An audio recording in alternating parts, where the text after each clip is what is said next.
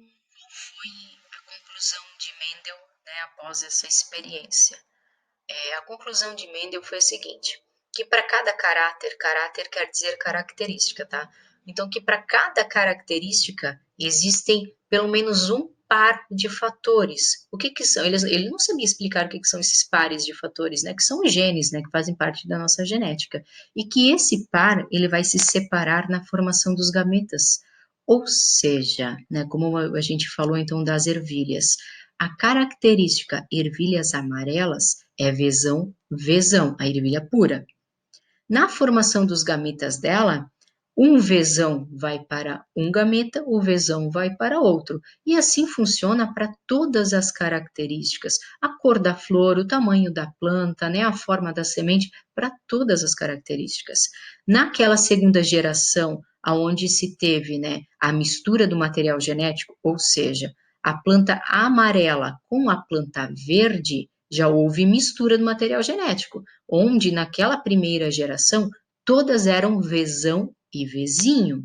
Então, o vezão, que é a característica, né, da semente amarela, foi para um gameta e o vezinho vai para o outro gameta, assim aumentando a variabilidade genética depois para os próximos cruzamentos, né? Que é o que houve, né? Porque na segunda geração, então Mendel encontrou as ervilhas com características verdes, graças, né, a este encontro de gametas que haviam variabilidade genética lá contida neles, tá? Então é isso que Mendel conseguiu então elaborar como conclusão. Para cada característica existem dois pares e esses dois pares vão sempre sofrer meiose. Então vai cada par, né, vai para um gameta, tá? Lá na formação dos gametas. Então sempre metade dos cromossomos, né, é que ele não tinha conhecimento que isso na verdade são cromossomos. Então metade dos cromossomos vai para um gameta e a outra metade vai para o outro gameta.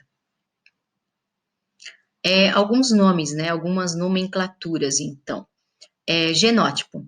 Genótipo é quando eu falo vezão, vezão, vezão, vezinho, vezinho, vezinho. Isso é o genótipo, tá? Que são, né, o conjunto das letras, é o par das letras que você vai utilizar. Qual é o genótipo da ervilha verde? Vezinho, vezinho.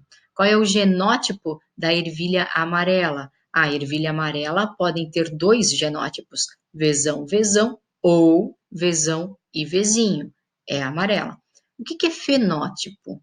É o resultado da interação do genótipo. Então, fenótipo depende do genótipo. Como isso? Se eu tenho vezão e vezinho, é amarela. Eu falei genótipo e fenótipo agora, tá? Ó, de novo. Se eu tenho o genótipo vezão e vezinho, eu tenho ervilhas amarelas.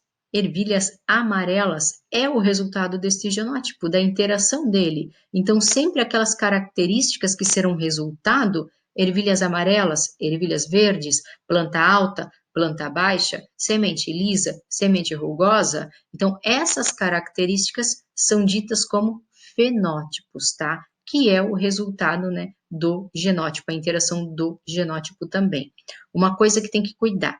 O fenótipo, ele é o resultado do genótipo, mas tem que cuidar com o meio ambiente também. O meio pode interferir no fenótipo. Como isso? Se eu digo assim, ó, eu tenho a pele clara, isso é o fenótipo.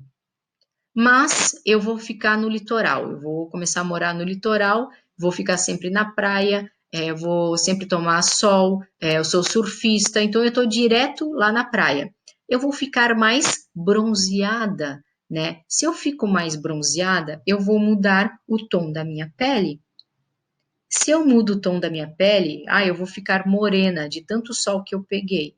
Isto é fenótipo. Então, o fenótipo, ele pode mudar com o meio, tá? Então, claro que ele é o resultado da interação dos teus genes, né? A minha pele é clara, é o meu fenótipo, mas eu posso mudar o fenótipo dependendo do ambiente que eu estou. Então, o fenótipo, ele é mutável, ele pode mudar. Agora, o genótipo, não. O genótipo não muda, tá? Mesmo você estando bronzeada, você tendo um tom de pele mais escuro por causa do sol, lá no teu DNA, lá diz que você tem a pele clara. É a mesma coisa pintar os cabelos que a gente faz tanto. Eu posso ser loira natural? Lá no meu DNA diz que eu sou loira natural. No meu genótipo diz que eu sou loira, né? O meu fenótipo, então, é o resultado do genótipo. O meu cabelo vai nascer no tom loiro, mas eu posso pintar o meu cabelo de preto, posso pintar o meu cabelo de azul, posso pintar o meu cabelo de verde. Eu estou mudando o meu fenótipo. Qual é a cor do teu cabelo? Verde. É um fenótipo diferente. Então eu posso mutar, né? Eu posso mudar isso. Mas lá no meu genótipo está dizendo que a cor do meu cabelo é outra. Mas o meu fenótipo eu posso mudar dependendo do meio que eu estou. Tá bom? Genótipo, não. Fenótipo é mutável. Nomenclaturas, então. Gene. O gene, ele faz parte dos nossos cromossomos, né? São partes dos nossos cromossomos. Então, o gene, ele está lá escondido no nosso DNA e que forma os cromossomos. Então, dentro lá dos cromossomos, a gente sempre vai herdar, né, uma parte de um gene do pai e uma parte do mesmo gene da nossa mãe, para os dois se completar e dar as características depois, né, hereditárias. Então, é a mesma coisa das ervilhas, né? Vamos se dizer que a gente vai herdar um Vzão lá do pai e um Vzinho lá da mãe, para daí dar a carga genética necessária para tal característica. Alelos já são esses genes separados, né? Alelos são as letras que a gente vai utilizar. Então, assim, qual é o gene para a cor da ervilha verde? Vzinho, Vzinho, que é o genótipo, tá? Vzinho, Vzinho. Qual é o alelo para a cor verde? Vzinho. Qual é o gene para a cor amarela? Vzão, Vzão, ou Vzão e Vzinho. Mas qual é o alelo para a cor amarela? É o Vzão. Alelo é a letra, tá? É aquela letra que vai estar dentro de um gameta. É a letra separadinha. Quando está em par, eu chamo de gene. Quando está isolada, é um alelo. Alelo dominante, então, é aquela característica que vai dominar, né? Então, é a característica mais presente e sempre representada pela letra maiúscula.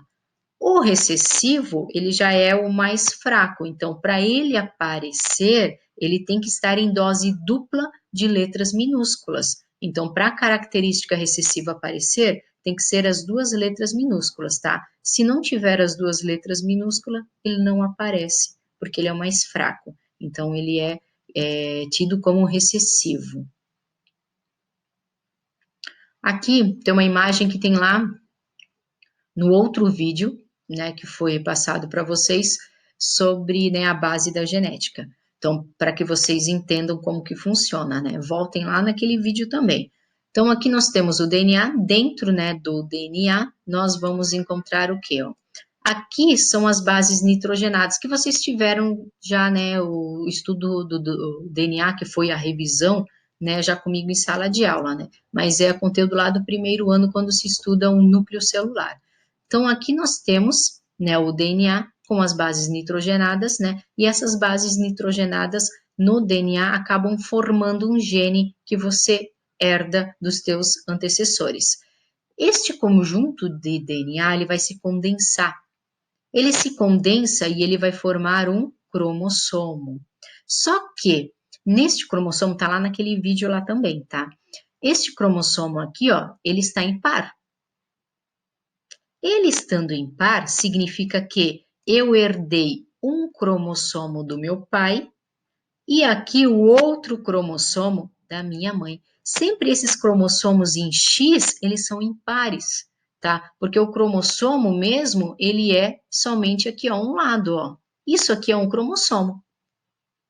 Quando ele está em formato de X, é porque eu tenho o par homólogo de cromossomos, né? Que é o par no qual são idênticos, onde eu herdei um do meu pai e um da minha mãe, né? Ou seja, um cromossomo desse estava dentro do espermatozoide e o outro cromossomo estava dentro do ovócito da minha mãe, tá? Nós temos 22 pares de autossomos, onde encontra-se todas as nossas características genéticas, e nós temos 2 pares de cromossomos sexuais, que são responsáveis, né, pelo sexo biológico daquele indivíduo.